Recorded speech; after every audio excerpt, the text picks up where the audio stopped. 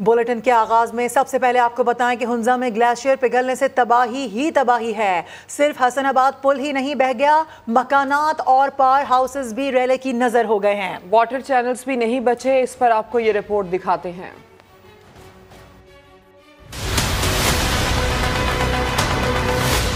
Glacier पिघलता गया, तबाही मचती गई। हुंजा में शशपर ग्लेशियर से पानी का इखराज तेज हुआ तो हसनाबाद पुल देखते ही देखते तहस नहस हो गया।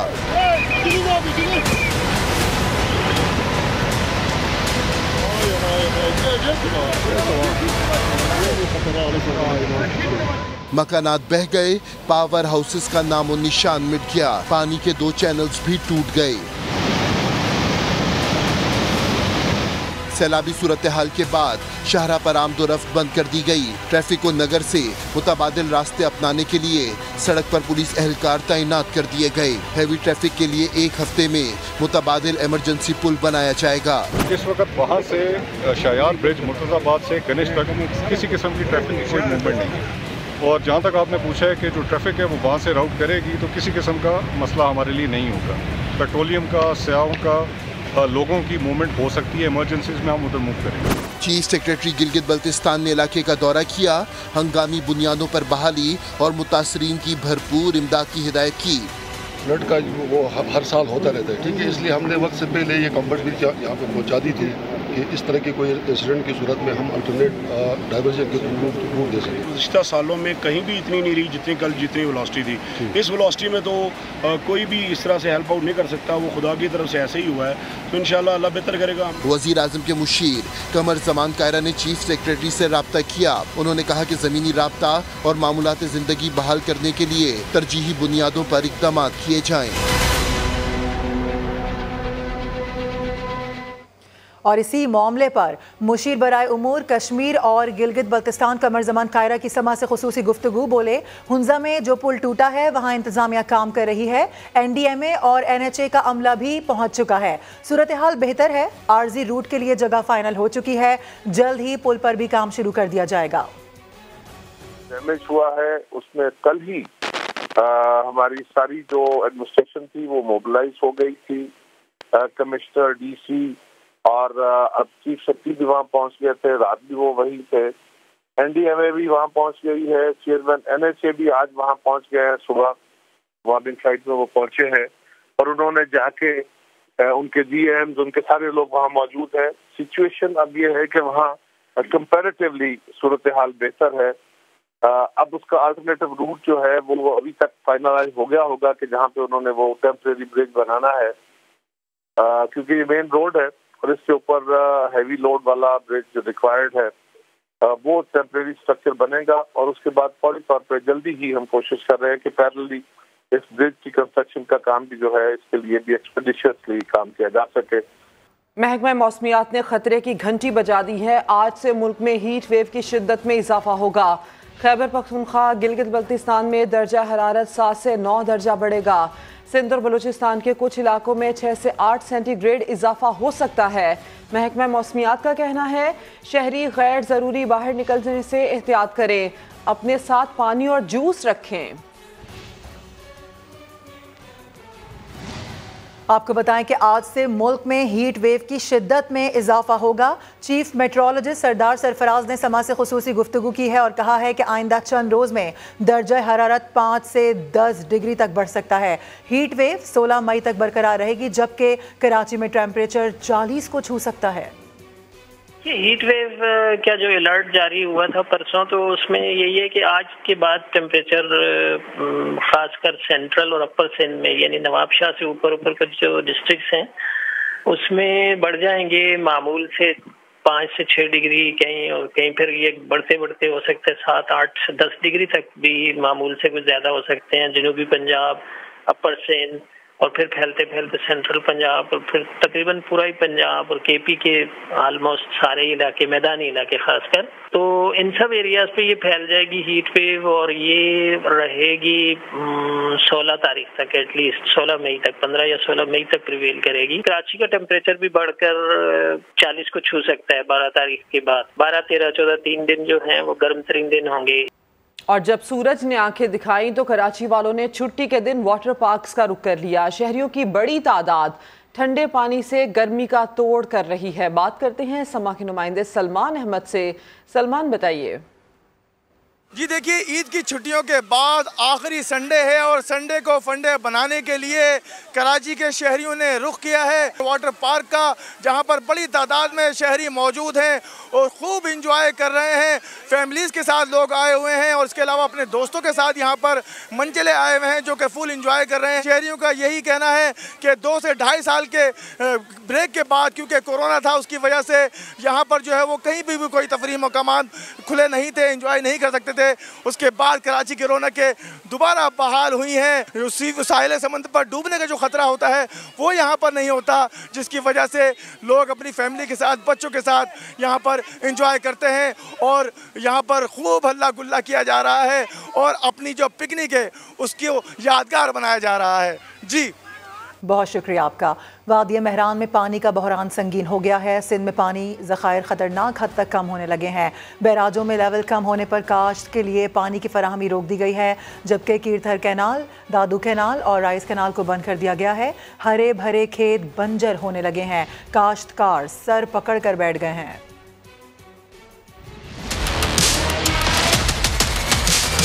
सिंध में कहत साली का खतरा, पानी का बहरान संगीन हो गया। कपास और दीगर फसलों की काश्त के लिए पानी की फराहमी रोक दी गई। टंडो इलाहियार में नहरें खुश्क, जमीनें बंजर होने लगी। काश्तकारों की जानिब से बोरिंग के इस्तेमाल के बाद ज़ेर ज़मीन वाटर लेवल गिर गया। सक्खर बैराज के इंचार्ज कंट्रोल रूम के मुताबिक बारिशें कम होने से पानी की कमी का सामना है। सिंध के बैराजों में मजमूई तौर पर 53% पानी की कमी है, जो पिछले साल 25% थी। कीरथर कैनाल, दादू कैनाल और राइस कैनाल बंद कर दिए गए। माहिरीन के मुताबिक बारिशें न हुई तो फसलों को नुकसान होगा।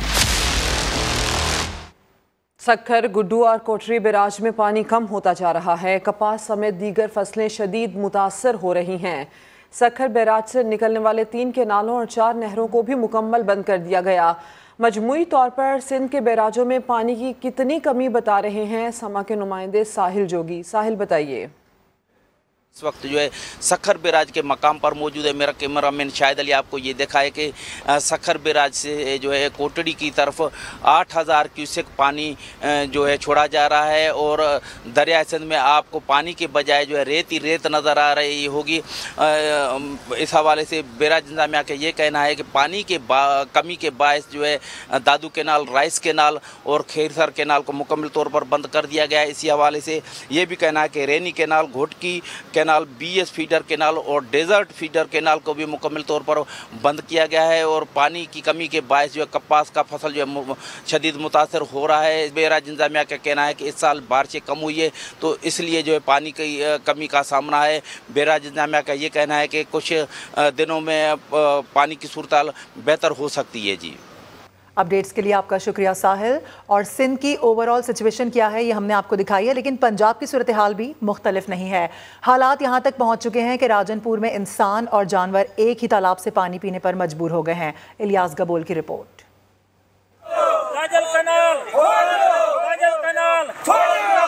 क्या चाहिए? राजनपुर में पानी की शदीद किल्लत, इलाका मकीन पानी की बूंद बूंद को तरस गए। दाजल कैनाल बंद होने से 3 लाख से ज्यादा आबादी पीने के साफ पानी से महरूम है। दाजल कैनाल 2 महीने बंद है। जरा ज़ेर ज़मीन साढ़े पानी कड़वेन, असा नहरी पानी इस्तेमाल करें साढ़े तालाब और टोबन जरा खुश्क थी गन। रमज़ान शरीफ के महीने के असा deputy commissioner Rajanpur, chief engineer Dera Ghazi Khan SC अनहार को कई बार रिक्वेस्ट की मिलियों वफादी सूरत और सगो अज ते कल दे तरखाते 2 माह से पानी को तरसते इलाका मकीनों ने खबरदार किया कि जल्द पानी की फराहमी यकीनी न बनाई गई तो फाजिलपुर के करीब इंडस ब्लॉक, कमिश्नर ऑफिस और SE ऑफिस के सामने धरना दिया जाएगा। मुसलमान अथे को खुदा वास्ते पानी दे, असा रोल गयूं मेहरबानी कर अल्लाह वास्ते, खुदा दी कसम है अथा ईद दा पानी राजापुर चवाए थे, इतना कहनी कि मोए को धवाऊं चा। ज़ेरे ज़मीन पानी कड़वा होने की वजह से इलाका मकीन तालाबों में जमा गंदा पानी पीने पर मजबूर हैं, जहां से जानवर भी पानी पीते हैं। इलियास गबूल, समा, राजनपुर। अब आपको ये बताएं कि वज़ीर आला पंजाब ने सूबे के जनूबी अजला में पानी की किल्लत का नोटिस ले लिया। जनूबी पंजाब में काश्तकारों को कपास की काश्त के लिए पानी की किल्लत का सामना है। हमजा शहबाज ने चीफ सेक्रेटरी को सूबे में पानी की किल्लत दूर करने के हंगामी इकदाम की हिदायत की है। उनका कहना है कि इस सिलसिले में तमाम ज़रूरी इकदाम किए जाएँ, काश्तकारों को तनहा नहीं छोड़ेंगे। और ईद की छुट्टियां ख़त्म हो चुकी हैं, मगर कराची में मुर्गी का गोश्त अब भी महंगा फ़रोख्त किया जा रहा है। बात कर लेते हैं अपने नुमाइंदे खुर्शीद आलम से। खुर्शीद, बताएगा जो मुर्गी के गोश्त के सरकारी रेट्स हैं उनमें और आज के जो रेट्स हैं उनमें क्या फ़र्क है? जी बिल्कुल, पूरे रमज़ान यही सूरत हाल रही और रमज़ान ख़त्म हो चुका, ईद आ गई, ईद की छुट्टियाँ भी ख़त्म हो गई, लेकिन मुर्गी के गोश्त की कीमतें नीचे आने का नाम नहीं ले रहीं। सूरत हाल इस वक्त यह है कि सरकारी तौर पर जिस मुर्गी के गोश्त की कीमत मुकर्रर की गई है 365 रुपये, वो इस वक्त कराची के मुख्तलिफ बाज़ारों में 580 रुपये से लेकर 600 रुपये तक फ़रोख्त की जा रही है। इस बारे में जब दुकानदारों से उनका मौक़िफ़ मालूम किया गया तो उनका ये कहना था कि उनको 372 रुपये किलो में ज़िंदा मुर्गी मिल रही है, वो उसे 365 रुपये किलो पर फ़रोख्त नहीं कर सकते। ये पूरा सीज़न शादियों का सीज़न है, तो शव्वाल का पूरा महीना लगता ऐसा है कि कराची के जो सार्फिन हैं वो 580 और 600 रुपये किलो के लगभग गोश्त ख़रीदने पर मजबूर रहेंगे। खुर्शीद आलम, अपडेट करने के लिए शुक्रिया। पेशावर में भी मुर्गी की कीमत बेलगाम है। गोश्त की कीमत में 70 रुपये इजाफा हो गया। दुकानदार कहते हैं खरीदार कीमत सुनकर लौट जाते हैं, कारोबार ठप है। शहाबुर रहमान हमारे साथ हैं, उनसे बात करते हैं। शहाब, बताइए दुकानदार क्या कहते हैं? जी बिल्कुल, रमजान मुबारक का महीना गुजरते ही महंगाई का जिन काबू से बाहर हो चुका है। पेशावर में मुर्गी की कीमत में 70 रुपए फी किलो इजाफा हुआ है। एक हफ्ता पहले 256 रुपए फी किलो पे फरोख्त होने वाली मुर्गी की कीमत 326 रुपए तक पहुंच चुकी है। इस वक्त मैं एक डीलर के साथ मौजूद हूँ, उनसे बात करते हैं कि क्या सिचुएशन है, क्या वजूहत है। ये बताइएगा कि क्या वजह है कि एक हफ्ते के दौरान 70 रुपए फी किलो ये महंगी हो चुकी है? असल बात यह है कि जो फार्मर और फीड में आपस में इनका झगड़ा है, और जो फीड वाला है वो हर महीने 200 रुपये कीमत बोरी बढ़ा देता है, और फार्मर कहता है कि हमें बिल्कुल वारा नहीं करता। और इस आपस में तो फार्मर अभी क्या कर रहे हैं, इन्होंने 2 दिन में 70 रुपये रेट बढ़ा दिया। इन पे कोई एक्शन लेने वाला है नहीं। हम हुकूमत से अपील करते हैं, प्लीज़ मेहरबानी करके इनसे एक्शन लिया जाए। जी बिल्कुल, इस डीलर का ये भी कहना है कि यहाँ पर गाहक आ जाते हैं और कीमत देखकर वापस चले जाते हैं, और इनकी सुबह से दुकानें यहाँ पर इन्होंने खोली है, लेकिन एक भी यहाँ पर गाहक इस तरह नहीं आया जो कि इनसे खरीद फरोख्त कर सके। जी, तफसीलात के लिए आपका शुक्रिया शहाब। और मुर्गी की कीमतों को सरखाब के पर लग गए हैं। आए रोज मुर्गी के बढ़ते दामों ने गरीब आदमी के लिए मुर्गी का गोश्त खाना तक मुश्किल कर दिया है। आज बाजार में क्या सूरत हाल है, बात करेंगे। अली रजा हमारे साथ हैं। अली, बताइएगा क्या सिचुएशन है? जी बिल्कुल, इस वक्त हम ट्विंटल मार्केट में मौजूद हैं और ईद तो गुजर चुकी है, लेकिन जो मुर्गी का रेट है वो अभी तक आसमान से बातें करता दिखाई दे रहा है, और दिन ब दिन रेट बढ़ने की वजह से शहरी काफ़ी ज़्यादा परेशान दिखाई देते हैं। आज का जो मुर्गी का रेट है वो तकरीबन 460 रुपये के करीब है, और जो साफ़ी मुर्गी का रेट है वो तकरीबन 500 से ज़्यादा बताया जा रहा है।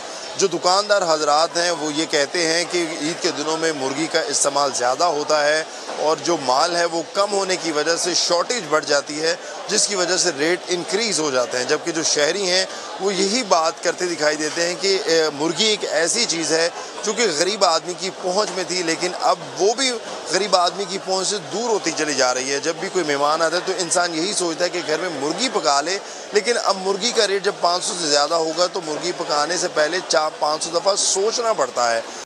अली रजा, अपडेट करने के लिए शुक्रिया। वज़ीर आज़म शहबाज शरीफ ने खैबर पख्तूनख्वा में आटा पंजाब की कीमत पर फराहम करने का ऐलान कर दिया। इसके साथ दावा भी किया कि अगर ऐसा ना हुआ तो अपने कपड़े बेचकर सस्ता आटा फराहम करूंगा। जो कीमत कल और परसों पंजाब में होगी वही कीमत KPK में होगी इंशाल्लाह।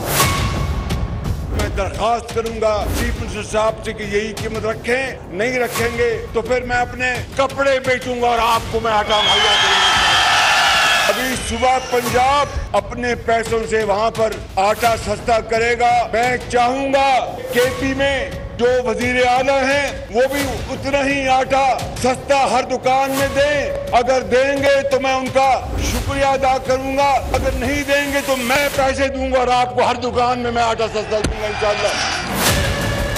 मुझे KPK की हर दुकान में सस्ता आटा मुहैया करने का तरीका आता है। जो चीज भी इस कौम की है वो आपकी है, उसको मैं बेचूंगा मगर KPK के आवाम के लिए सस्ता आटा मुहैया करूंगा। सूरत मेडिकल कॉलेज का मैं तोहफे का ऐलान करता हूँ। मेडिकल कॉलेज जान लड़ा दूंगा और KP वालों आपके जो बुनियादी मसाइल उनको हल करके दम दूंगा इंशाल्लाह। वज़ीर आज़म शहबाज शरीफ की आज की मसरूफियात के हवाले से आपको बताएं कि उन्होंने लाहौर में पड़ाव डाल लिया है और CPNE के ओहदेदारों, एंकर्स, ब्लॉगर्स, बीट रिपोर्टर्स और ब्यूरो चीफ से अलग अलग मुलाकातें करेंगे, जबकि वज़ीर आज़म हुकूमत को दरपेश चैलेंजेस पर मीडिया को एतमाद में भी लेंगे। मुल्क के बड़े मुकातबे फ़िक्र के जय्यद उलमा कराम और मशाइख अज़ाम और मजहबी शख्सियात ने चेयरमैन तहरीक इंसाफ इमरान खान से मुलाकात की है। वफ़द ने साजिश के ज़रिए जमहूरी हुकूमत के खात्मे पर तशवीश का इजहार करते हुए खुद मुख्तार कमीशन की खुली समाअत के ज़रिए तहकीकात के मुतालबे की हिमायत कर दी है। यह अहम खबर, इसकी तफसील सामने आ रही है। इससे मुतालिक आपको ये बताएं कि मुल्क के बड़े मुकातबे फ़िक्र और जय्यद उलमा इकराम, मशाइख अज़ाम और मजहबी शख्सियात ने चेयरमैन तहरीक इंसाफ इमरान खान से मुलाकात की है। वफ़द ने साजिश के ज़रिए जमहूरी हुकूमत के खात्मे पर तशवीश का इजहार करते हुए खुद मुख्तार कमीशन की खुली समाअत के ज़रिए तहकीकात का मुतालबा किया है। और पंजाब में पावर शेयरिंग के मामलात, मुस्लिम लीग नून और पीपल्स पार्टी के रहनुमाओं के दरमियान मुलाकात का एक और दौर आज यूसुफ रजा गिलानी की रिहाइशगाह पर होने जा रहा है। नुमाइंदा खुसूसी आसिम नसीर हमारे साथ मौजूद हैं, उनसे बात कर लेते हैं। आसिम, पीपल्स पार्टी मजीद कौन कौन से ओहदों में दिलचस्पी जाहिर कर रही है, बताइएगा। जी बिल्कुल, पंजाब में क्योंकि आने वाले 2 रोज के अंदर पंजाब की काबीना का जो है हतमी ऐलान कर दिया जाएगा। मंगल को रात 12 बजे गवर्नर पंजाब आईनी तौर पर अपने ओहदे तक रह सकते हैं और 12:01 पर उनका ओहदा खत्म हो जाएगा और नए जो अपॉइंट किए गए, जो असम्बली भिजवाई गई है, नए नामजद गवर्नर बलीगुर रहमान, वो पंजाब के गवर्नर बन जाएंगे। तो इससे कबल अब पीपल्स पार्टी के गुज़िश्ता रोज भी वज़ीर आला पंजाब से मुलाकात हुई थी। ज़राए का ये बताना है कि मुस्लिम लीग नून का अहम वफ़द, जिसमें सलमान रफीक, ख्वाजा साद रफीक, सरदार रियाज सादिक और दीगर ओहदेदारान शामिल होंगे। ये सैयद यूसुफ रजा गिलानी के घर जाएंगे, जहाँ पर पीपल्स पार्टी के साथ जो हतमी बातचीत होगी, क्योंकि गवर्नरशिप से वो पीछे हो चुके हैं। तो अब कहा जा रहा है कि वो 4 वजारतें पंजाब में उन्हें दी जा रही हैं। उनके महकमों के हवाले से आज फैसला होगा और कभी इम्कान है कि PND और जो फाइनेंस है, मतलब वजीर खजाना, वो पीपल्स पार्टी को दिया जाएगा। साथ साथ सीनियर वजीर का ओहदा भी जो है वो पीपल्स पार्टी को दिया जाएगा। तो हतमी जो ऐलान है, जो हतमी फैसला है, इस मुलाकात में होगा, जो कि कभी इम्कान है कि ठीक है, हतमी फैसला इसी मुलाकात में होगा। बहुत शुक्रिया अपडेट्स के लिए आसिम। नैब लाहौर ने फराह खान के खिलाफ आमदन से ज्यादा 700 और मुबैना मनी लॉन्ड्रिंग की तहकीकात का आगाज़ कर दिया। फराह खान के शौहर और दीगर पब्लिक ऑफिस होल्डर्स से भी तहकीकात की जा रही हैं। फराह खान ने इल्ज़ामात लगाने पर लीगी रहनुमा अता तारड़ को 5 अरब रुपए का कानूनी नोटिस भेज दिया। 7 दिन में माफ़ी ना मांगी तो 5 अरब रुपए हर्जाने का दावा दायर किया जाएगा। अरशद अली रिपोर्ट करेंगे। फराह खान के खिलाफ तहकीकात का दायरा वसी, साबिक पब्लिक ऑफिस होल्डर की अहलिया के तौर पर हासिल किए गए फवायद की जांच पड़ताल भी की जाएगी। न सिर्फ फराह खान के शोहर बल्कि दीगर जराए से माली फवायद के हसूल की भी तहकीकात जारी है। इमरान खान की हुकूमत में फराह खान पर मुबैना तौर पर करोड़ों रुपए बनाने और मनी लॉन्ड्रिंग के इल्जामात हैं, जिसके बाद नैब हेडक्वार्टर्स ने नैब लाहौर को तहकीकात की हिदायत की थी। करप्शन समेत दीगर इल्जामात लगाने पर फराह खान ने अता तारड़ को 5 अरब रुपए का कानूनी नोटिस भेज दिया है। मतन में कहा गया है, अता तारड़ 7 रोज में माफी मांगे, वरना 5 अरब रुपए के हर्जाने का दावा दायर किया जाएगा। अरशद अली, समा, लाहौर। खादिमैन हरमैन शरीफैन शाह सलमान की तबीयत खराब हो गई है। जिद्दा के किंग फैसल अस्पताल में दाखिल कर लिया गया है। मेडिकल चेकअप जारी है। शाही बयान में कहा गया है कि शाह सलमान को हफ्ते के रोज अस्पताल में दाखिल किया गया। चंद मेडिकल टेस्ट किए गए। शाह सलमान के लिए दुआए सेहत की अपील की गई है। आगे बढ़े और आपको बताएं कि लाहौर के इलाके कोट लखपत में फायरिंग करके डॉक्टर को कत्ल कर दिया गया है। पुलिस ने मुख्तलिफ पहलुओं से तफ्तीश शुरू कर दी है। बात कर लेते हैं, फहद भट्टी हमारे साथ मौजूद हैं। फहद, क्या पता चल सका इस वाक़े के बारे में? जी पुलिस की जानिब से कहा जा रहा है कि डकैती और दरीना अदावत समेत मुख्तलिफ पहलुओं पर तहकीकात का आगाज कर दिया गया है। ये वाक़या पेश आया लाहौर के इलाके कोट लखपत में एक निजी हाउसिंग सोसाइटी में, जहां एक डॉक्टर को घर में घुसकर फायरिंग करके कत्ल कर दिया गया। डॉक्टर की शनाख्त जो है वो जाज हसन के नाम से हुई है, जो जनरल अस्पताल में ऑर्थोपेडिक के डॉक्टर थे।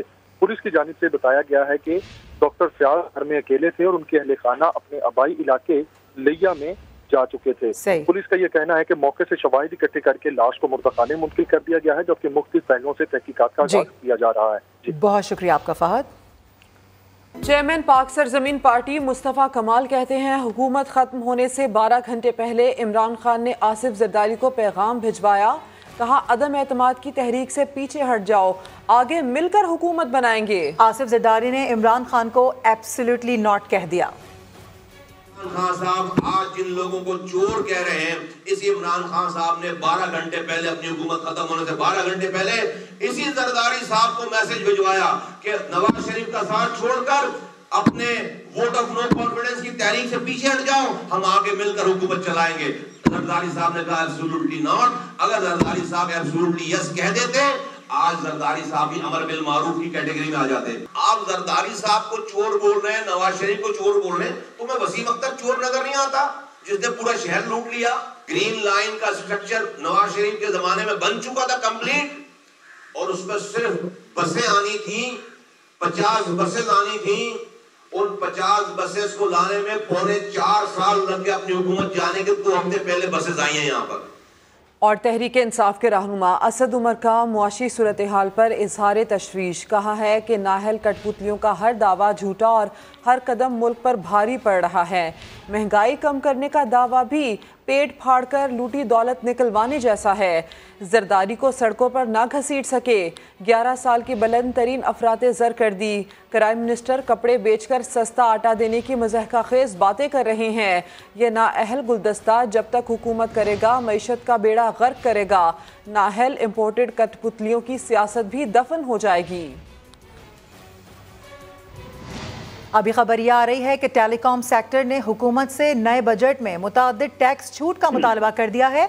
वजारत IT को भिजवाई गई दस्तावेज में मोबाइल फ़ोन से यूटिलिटी बिल्स की अदायगी पर टैक्स ख़त्म करने, बैटरीज की दरामद और टेलीकॉम सर्विसेज पर आए टैक्स कम करने की तजावीज़ दी गई हैं। ज़हीर अली हमारे साथ मौजूद हैं। ज़हीर, मज़ीद क्या कहा गया है?